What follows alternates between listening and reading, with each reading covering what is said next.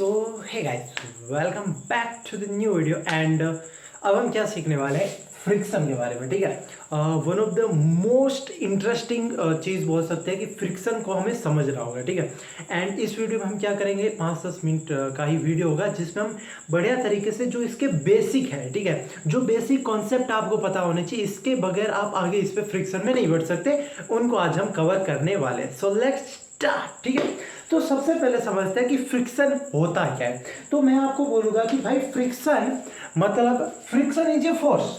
Friction क्या है? Force है। पहले तो आप ये बात समझिएगा कि फ्रिक्शन एक प्रकार का फोर्स है। देखो, आपने डेली लाइफ से समझाता हूं मैं हमेशा। देखो, आपने देखा होगा कि जैसे गाड़ी के टायर्स जो होते हैं वो एक समय के बाद घस जाते हैं फ्रिक्शन की वजह से। आपने भी महसूस किया होगा कि जो आप स्लीपर्स पहनते हो तो वो भी है ना घिस जाते हैं। जो सब चीज़ें फ्रिक्शन की वजह से होती है एंड बहुत सारी चीज़ें हम डे टू डे लाइफ पे देखते हैं कि भाई वो फ्रिक्शन के कारण होती है। And one of the most important thing, हम चल पाते हैं, it is due to the friction.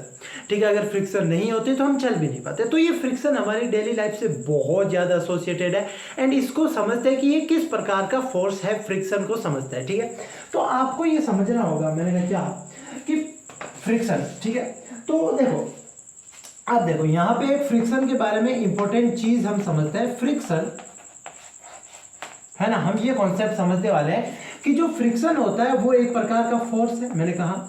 अब ये दो प्रकार का होता है, एक होता है स्टैटिक फ्रिक्शन, एक क्या होता है स्टैटिक फ्रिक्शन, और दूसरा होता है काइनेटिक फ्रिक्शन या डायनेमिक फ्रिक्शन, जो भी आप काइनेटिक फ्रिक्शन बोल सकते हो, काइनेटिक फ्रिक्शन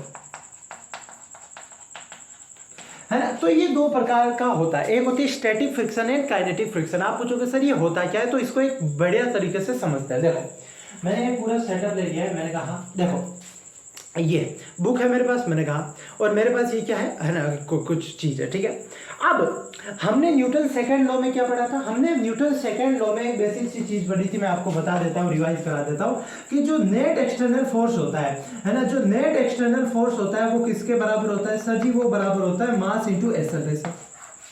मैंने कहा है क्या यही होता है? हाँ।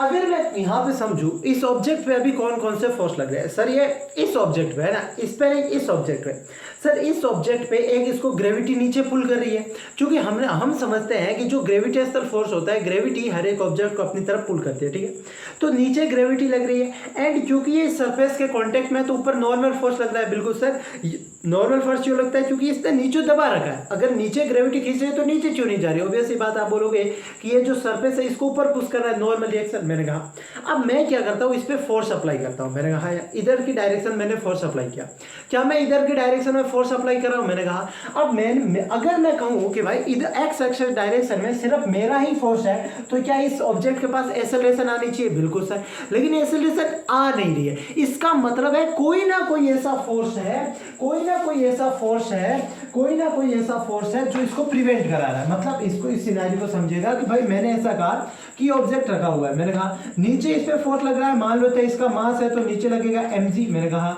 ऊपर क्या लगेगा सर? ऊपर सरफेस से लगेगा नॉर्मल। मैंने कहा अब मैं इसको आगे F फोर्स लगा रहा हूं, है ना, F फोर्स लगा रहा हूं, तो ये आगे की तरफ मूव ही नहीं कर रही। अभी देखो, जब मैंने इस ऑब्जेक्ट पे आगे की तरफ फोर्स लगाया, चाहे आगे की तरफ मूव कर रहा? नहीं सर, अभी नहीं कर रहा, अभी नहीं कर रहा, अभी नहीं कर रहा, अभी नहीं कर रहा, अभी नहीं कर रहा, अभी तक नहीं कर रहा, अभी तक नहीं कर रहा। मैं फोर्स बढ़ाते जा रहा हूं। मतलब कि यहां से बेसिक सी अंडरस्टैंडिंग हमें पता है कि अगर इधर फोर्स लगा रहा हूं, इधर एक्सेलरेशन नहीं आ रही, तो इसको अपोज करने वाला एक कोई फोर्स है। बिल्कुल, वो कौन सा फोर्स होता है? वो होता है ना, वो होता है फ्रिक्शनल फोर्स।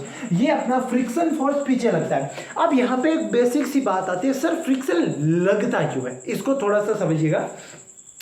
फ्रिक्शन लगने के पीछे कारण क्या होता है, इसको थोड़ा सा प्यार से समझिएगा कि ये तो ठीक है यार, ये हम समझ गए। मैंने कहा क्या कि mg तो ऑब्वियस सी बात है ना, न्यूटन ग्रेविटेशनल लॉ है, ग्रेविटी की वजह से लग रहा है। नॉर्मल क्यों लग रहा है? क्योंकि ये ऑब्जेक्ट इसको पुश कर रहा है। जैसे अगर मैं इस ऑब्जेक्ट को ऐसे पुश करूं, तो ऐसे पुश करूं तो ये मेरे हाथों पे पीछे की तरफ फोर्स लगेगी, तो पुश है ना, पुश करने से ये, हालांकि अगर इनके डेप्थ में चले, चाहे नॉर्मल फोर्स हो, फ्रिक्शनल फोर्स हो, ये सब इलेक्ट्रोमैग्नेटिक फोर्स होते हैं है ना, बहुत ही इलेक्ट्रॉन के आपस में रिपल्सन की वजह से होता है। होता क्या है कि नॉर्मल फोर्स क्यों लगता है? हालांकि आज का मुद्दा नहीं है, फिर भी समझो। मैंने कहा अब नॉर्मल इसलिए लगता है क्योंकि जब मैं इस सरफेस को इस सरफेस के पास रखता हूँ तो क्या यहाँ पे भी कुछ है ना, कुछ एटम्स हो गए, यहाँ पे भी एटम्स हो गए, उनके इलेक्ट्रॉन्स हो गए। जब ये पास पास आ जाएंगे, ऑब्वियसली बात है, इलेक्ट्रॉन इलेक्ट्रॉन नेगेटिव चार्ज है तो रिपल करेंगे, इसलिए इसके रिपल्सन की वजह से ये ऊपर की तरफ पुश हो रहा है, जो नॉर्मल फोर्स है। अब यहाँ पे समझिएगा कि अगर मैं यहाँ पे जूम करूँ फ्रिक्शनल फोर्स के लिए, तो ये जो पूरा सरफेस है वो पूरा फ्लैट नहीं है। मैंने कहा उसमें क्या है, ये थोड़ा ऊबड़ खाबड़ ऐसा है। ये अगर मैं इसको जूम करके बनाऊं ऐसा है, एंड इसका जो फ्लैट है वो है ना, इसका जो नीचे वाला सरफेस है वो मैं बनाना चाहूंगा कि वो भी पूरी तरह से फ्लैट नहीं है, उसमें भी ऐसे है ना, ऐसे ऐसे एकदम बहुत जूम करके पिक्चर बने हैं। अब ऑब्वियस सी बात है, अगर मैं इधर फोर्स लगाऊंगा ड्यू टू द इंटरलॉकिंग, अब इनकी आपस में देखो कि भाई यहाँ पे ध्यान से देखिएगा कि यहाँ पे इसकी इंटरलॉकिंग हो गई है, ये ऐसे इंटरलॉकिंग हो गई, आपस में घट गए हैं। तो अब जब इनके बीच में इंटरलॉकिंग हो गई है तो ऑब्वियस सी बात है, इस इंटरलॉकिंग ये हो चुकी है, तो इसकी वजह से क्या होगा कि ये आगे की तरफ पुश है ना, ये इंटरलॉकिंग ये आपस में से घुस गया अंदर, तो ऑब्वियस सी बात है मैं आगे फोर्स लगाऊंगा तो इधर पीछे की तरफ फोर्स लगेगा, जिसको हम बोलते हैं फ्रिक्शनल फोर्स, जो लगता है सर ये इंटरलॉकिंग की वजह से लगता है दो सरफेस के बीच में। तो क्या ये फ्रिक्शन फोर्स हम बोल सकते हैं सरफेस पे डिपेंड करता है? ऑब्वियस सी बात करता है। जैसे अगर मैं कहूं, अगर मैं ऐसा कहूं कि भाई ये ऑब्जेक्ट है, अगर मैं इसको इस ऑब्जेक्ट की जगह कोई और ऑब्जेक्ट लेके आता हूँ, सपोज ये ऑब्जेक्ट है, मैंने कहा क्या मैं अगर मैं कहूँ, अगर मैं ऐसा कहूँ कि भाई ये जो फ्रिक्शनल फोर्स लगेगा, अभी तो नहीं लग रहा है, लेकिन जब भी लगेगा क्या इन दोनों के सरफेस पे डिपेंड करेगा? बिल्कुल, दोनों मान लो सरफेस स्मूथ है तो फ्रिक्शनल फोर्स कम लगेगा, दोनों सरफेस बहुत रफ है तो फ्रिक्शनल फोर्स ज्यादा लगेगा। तो फ्रिक्शनल फोर्स ऑब्वियस सी बात है सरफेस पे तो डिपेंड करेगा ही, अगर ये मान लो इतने बहुत ही स्मूथ होते तो फ्रिक्शनल फोर्स कम लगता है ना। तो ये बेसिक सी अंडरस्टैंडिंग फ्रिक्शन फोर्स लगने की। अब हम इंट्रोड्यूस करते हैं, सर फ्रिक्शन फोर्स लगता है क्यों, हमें समझ में आ गया, लेकिन ये आप बोल रहे थे कि स्टैटिक फ्रिक्शन भी होता है। मैंने कहा हाँ यार स्टैटिक फ्रिक्शन भी होता है। सर आप बोल रहे थे काइनेटिक फ्रिक्शन भी होता है। मैंने कहा हाँ यार काइनेटिक फ्रिक्शन नाम की भी बला होती है। ये होता है क्या, इसको समझिएगा, नाम तक लो यार, नाम देखो। स्टैटिक फ्रिक्शन मतलब जब दो सरफेस है, मैंने कहा हाँ यार ऐसे समझिएगा कि ये जो दो सरफेस है, यहां से एग्जांपल समझाता हूं, ये दो सरफेस है। मैंने कहा क्या स्टैटिक फ्रिक्शन कब लगेगा, जब ये एक है ना, ये जो दोनों सरफेस है, ये जो सरफेस कांटेक्ट में नीचे वाला एंड ये वाला, ये एक दूसरे के रिलेटिव मूव नहीं कर रहे। मतलब क्या अभी ये एक दूसरे के रिलेटिव मूव कर रहे हैं, नहीं कर रहे हैं, तब कौन सा फ्रिक्शन फोर्स लगेगा, स्टैटिक फ्रिक्शन फोर्स, है ना। अभी हालांकि अभी नहीं लग रहा है, लेकिन अभी मैं बताऊंगा कि जो स्टैटिक फ्रिक्शन होता है, जो कोई भी फ्रिक्शन होता है, फ्रिक्शनल फोर्स यहां पे आप लिख देना कि भाई फ्रिक्शन अपोजेस, है ना, opposes relative motion of surface between surface और इट्स टेंडेंसी। मतलब कि फ्रिक्शनल फोर्स लगेगा किधर, देखो फ्रिक्शनल फोर्स क्या करता है, हमेशा ये जो भी दो सरफेस के बीच में लग रहा है, उनकी रिलेटिव जो मोशन हो रहा है उसकी टेंडेंसी को या उस रिलेटिव मोशन को अपोज करता है। मतलब अगर मैं अभी यहां पे रुका हुआ, अभी क्या मैं इस पे फोर्स लगा रहा हूं, हाँ, अब क्या इसकी टेंडेंसी है कि आगे स्लाइड कर जाए, है ना, इस सरफेस पे आगे स्लाइड कर जाए, हाँ सर टेंडेंसी तो है, क्योंकि मैं आगे पुश कर रहा हूं, तो स्टैटिक फ्रिक्शन किधर लगेगा, पीछे की तरफ। और स्टैटिक क्यों लगेगा, जब तक ये ऑब्जेक्ट इस सरफेस पे फिसला फिसली नहीं कर रहा है ना, फिसल नहीं रहा है, तब तो कौन सा फोर्स लगेगा, सर जी स्टैटिक फ्रिक्शन। अब मैंने मान लो आगे 1 न्यूटन लगाया तो स्टैटिक फ्रिक्शन, सर जी ऑब्वियस सी बात है आगे मूव नहीं कर रहा तो 2 न्यूटन। अब मैं फोर्स बढ़ाता रहा हूं 2 न्यूटन, अब मैं फोर्स और बढ़ा दिया, मैंने 3 न्यूटन लगाया, तो क्या स्टैटिक फ्रिक्शन पीछे 3 न्यूटन होगा, अगर नहीं होगा तो मूव कर जाता। हाँ, अब यहाँ पे अगर मैं 4 न्यूटन लगा रहा हूँ तो 4 न्यूटन, अब मैं फोर्स बढ़ा रहा हूँ 5 न्यूटन तो 5 न्यूटन, अब मैं 6 न्यूटन तो 6 न्यूटन, 7 न्यूटन तो 7, अब मैं फोर्स बढ़ाता जा रहा हूँ। ये होता है स्टैटिक फ्रिक्शन। तो ऐसे समझिएगा कि भाई मैंने यहाँ पे स्टैटिक फ्रिक्शन क्या होता है, जब दो सरफेस के बीच में फिसला फिसली नहीं हो रही थी। अब मान लेते हैं भाई मैंने मान लो इधर लगाया 1 न्यूटन तो पीछे की तरफ लग रहा है 1 न्यूटन, मूव नहीं कर रहा। मैंने 2 न्यूटन लगाया तो पीछे की तरफ फ्रिक्शनल फोर्स भी 2 न्यूटन। मैंने 3 न्यूटन लगाया तो पीछे की तरफ फ्रिक्शनल फोर्स 3 न्यूटन। मैंने 4 न्यूटन लगाया, फ्रिक्शनल फोर्स पीछे की तरफ 4 न्यूटन। ऐसे करते करते मैंने मान लो 8 न्यूटन लगाया, पीछे की तरफ फ्रिक्शनल फोर्स 8 न्यूटन। ऐसे ऐसे करते मैंने 10 न्यूटन लगाया तो पीछे की तरफ 10 न्यूटन। तो आपको ये बात समझ में आती है कि जो स्टैटिक फ्रिक्शन है, वो स्टैटिक जो फ्रिक्शन है, स्टैटिक फ्रिक्शन जो है वो सेल्फ एडजस्टिंग है। सेल्फ एडजस्टिंग का मतलब होता है वो खुद को एडजस्ट कर रही है। मैं आगे 2 न्यूटन लगा रहा हूं, मैं ऐसे समझेगा कि भाई मैं आगे 2 न्यूटन लगा रहा हूं तो पीछे 2 न्यूटन लग रहा है ना, आगे मैं 3 न्यूटन लगा रहा हूँ तो पीछे 3 न्यूटन लग रहा है। और स्टैटिक फ्रिक्शन कब लगेगा, जब रिलेटिव है ना फिसला फिसली नहीं होगी। क्या फिसला फिसली हो रही है, नहीं, तो आगे मैं 2 न्यूटन लगा रहा हूँ पीछे, अब मैं 3 न्यूटन लगा रहा है पीछे 3 न्यूटन, अब मैं आगे 4 न्यूटन लगा रहा हूँ 4, मैं बढ़ा रहा हूँ फोर्स, है ना, 5 न्यूटन 6 न्यूटन, है ना, और मैं आगे फोर्स बढ़ाता गया, फोर्स बढ़ाता गया, फोर्स बढ़ाता गया, फोर्स बढ़ाता गया, फोर्स बढ़ाता गया। अब देखो, अब ये जस्ट स्लाइड किया, मतलब कि जो स्टैटिक फ्रिक्शन होता है वो तो सेल्फ एडजस्टिंग होता है, लेकिन एक स्टैटिक फ्रिक्शन की मैक्सिमम वैल्यू होती है, उससे ज्यादा स्टैटिक फ्रिक्शन नहीं लग सकता। मतलब ऐसे समझिएगा कि भाई मैंने 10 न्यूटन लगाया तो पीछे की तरफ 10 न्यूटन लगाया, अब मैंने जैसे ही 10.00000000001 न्यूटन लगाया तो ये आगे फिसलना शुरू हो गया। मतलब स्टैटिक फ्रिक्शन की एक मैक्सिमम वैल्यू होती है जिसे हम लिमिटिंग फ्रिक्शन भी बोलते हैं।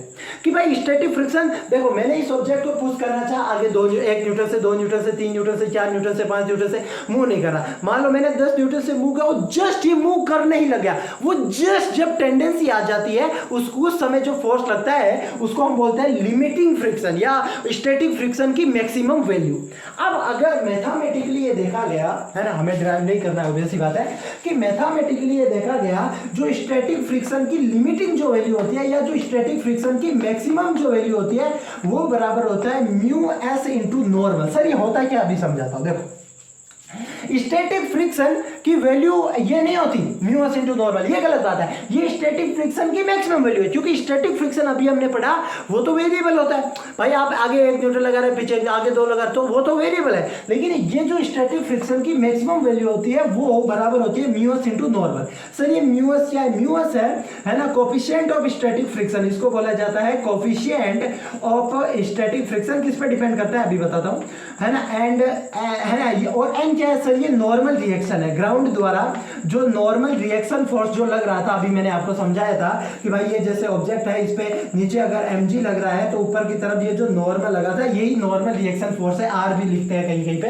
एंड ये जो ये किस पे डिपेंड करता है, ये कोफिशिएंट ऑफ जो स्टैटिक फ्रिक्शन है वो डिपेंड करता है कि जो आपने दो सरफेस लिए उनका नेचर क्या है। वो रफ है तो ऑब्वियस सी बात है static coefficient of static friction ज्यादा है, और मान लो दोनों सरफेस अगर रफ है तो कोफिशिएंट ऑफ स्टैटिक फ्रिक्शन ज्यादा है। जब ये ज्यादा है तो स्टैटिक फ्रिक्शन की मैक्सिमम वैल्यू ज्यादा होगी, और स्टैटिक फ्रिक्शन की मैक्सिमम वैल्यू ज्यादा होगी मतलब मैं इसको पुश करता रहूंगा भाई 10 न्यूटन 20 न्यूटन 30, और मुझे ज्यादा फोर्स लगाना पड़ेगा उसको मूव कराने के लिए। तो यहाँ पे एक बात समझनी है, मैंने कहा क्या कि कोई भी ऑब्जेक्ट मूव कब करेगा।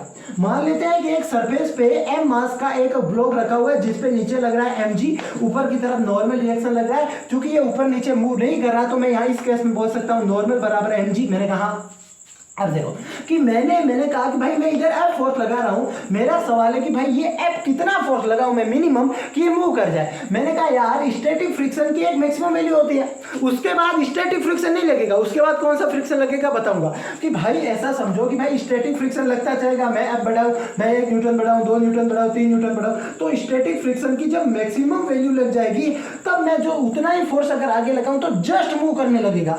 ये कितना होगा, ये मान लेते हैं स्टैटिक फ्रिक्शन की मैक्सिमम वैल्यू होती है म्यू एस इनटू नॉर्मल, है ना, म्यू एस इनटू नॉर्मल। तो इस केस में आप बोल सकते हो कोई भी एग्जांपल ले लेते हैं, म्यू एस मान लेते हैं 0.4 है ना, मास मान लेते हैं इसका 1 किलोग्राम है, तो नॉर्मल भी हो जाएगा 10 मतलब 4 न्यूटन। मतलब स्टैटिक फ्रिक्शन की maximum value 10 Newton sorry 4 Newton है। मतलब मैं इस ऑब्जेक्ट पे आगे 1 न्यूटन लगाऊंगा, पीछे 1 न्यूटन, मैं 2 न्यूटन लगाऊंगा, पीछे स्टैटिक फ्रिक्शन 2 न्यूटन, 3 लगाऊंगा 3, 4 लगाऊंगा तो मैक्सिमम वैल्यू को अटेन कर लिया जो कि 4 न्यूटन, तो जस्ट स्लाइड करने लगेगा, करेगा नहीं, ऑब्वियस सी बात है 4 न्यूटन पे तो इक्विलिब्रियम पे होगा, लेकिन 4.000000001 न्यूटन भी लगाऊंगा तो ये जस्ट मूव करने लग जाएगा।